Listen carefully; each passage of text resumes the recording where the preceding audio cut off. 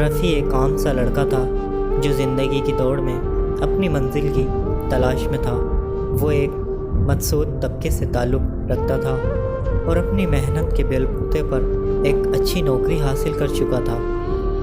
اس کی زندگی میں سب کچھ معمول کے مطابق چل رہا تھا جب تک کہ وہ عائشہ سے نہیں ملا تھا۔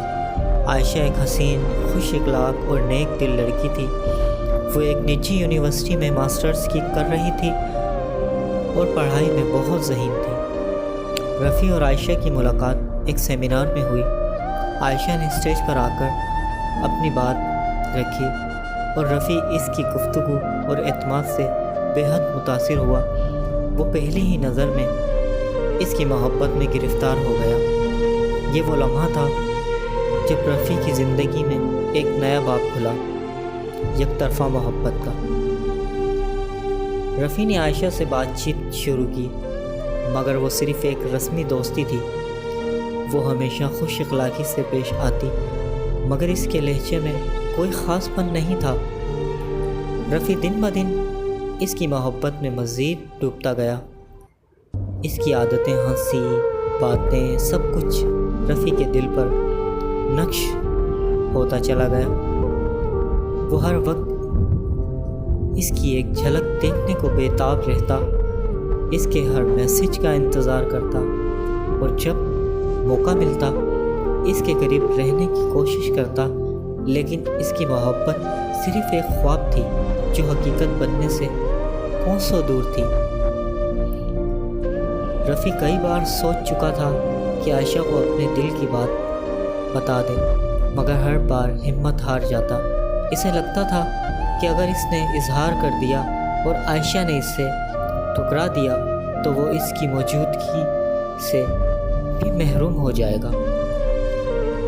اس نے اپنے جذبات کو ایک خط میں لکھا، مگر کبھی دینے کی ہمت نہ ہوئی۔ وہ ہر رات عائشہ کے سوشل میڈیا پروفائل پر جا کر اس کی تصویریں دیکھتا، اس کی پوسٹس پڑھتا اور دل ہی دل میں اس سے باتیں کرتا۔ ایک دن رفیع کو معلوم ہوا کہ عائشہ کی منگنی ہو چکی ہے۔ یہ خبر اس کے لیے کسی قیامت سے کم نہ تھی۔ اس کا دل ٹوٹ گیا، لیکن اس نے خود کو سنبھالنے کی کوشش کی۔ اس نے خود کو سمجھایا کہ محبت میں کسی کو حاصل کرنا ضروری نہیں، بلکہ اس کی خوشی میں خوش رہنا ہی اصل محبت ہے۔ اس نے فیصلہ کیا کہ وہ خاموشی سے اس کی زندگی سے نکل جائے گا، کیونکہ اس کی محبت کا کوئی انجام نہیں تھا۔ رفیع نے عائشہ کو آخری بار دیکھا اور دل میں دعا کی کہ وہ ہمیشہ خوش رہے۔ وہ جانتا تھا کہ عائشہ کو کبھی معلوم نہیں ہوگا کہ وہ کوئی اسے ٹوٹ کر چاہتا تھا۔ یہ محبت بے نام رہی، مگر اس کا احساس ہمیشہ رفیع کے دل میں زندہ رہا۔